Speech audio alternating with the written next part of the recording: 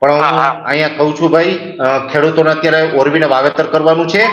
સમયસર 8 કલાક વીજળી છે આપવા માટે કાયદાકીય રીતે બંધાયેલા છે પીજીવીસીએલ વાળા. અને જો તમે ન આપી શકતા હોય તો રાજીનામું આપો. સ્ટાફની તમારે ઘટ હોય તો સ્ટાફ ભરો, અને નકર તમે ઘર ભેગી ના થાવ. કેમ આજે અમારા ખેડૂતોને તમે વીજળી નથી આપી શકતા? અમારા ખેડૂતોને જ્યારે અત્યારે ઓરવવાનું હોય ને ઓરવીને વાવેતર કરવાનું છે, જમ્પર ભરી જાય તો પ્રશ્ન તમારો છે.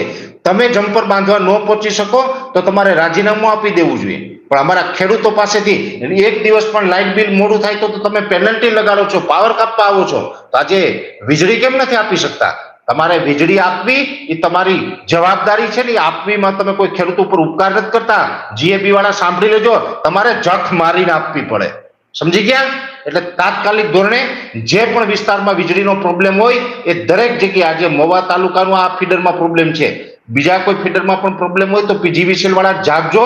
નહીં તો તમારા ફીડર વાઇઝ અને એન્જિનિયરના નામ વાઇઝ જ્યારે અમે અવાજ ઉઠાવશું ને તો તમારું પેટ ભીનું થઈ જશે. તમને બચાવવા કોઈ નહીં આવે એટલું યાદ રાખજો. ઠીક છે ભાઈ, બીજો કોઈ પ્રશ્ન આપણો?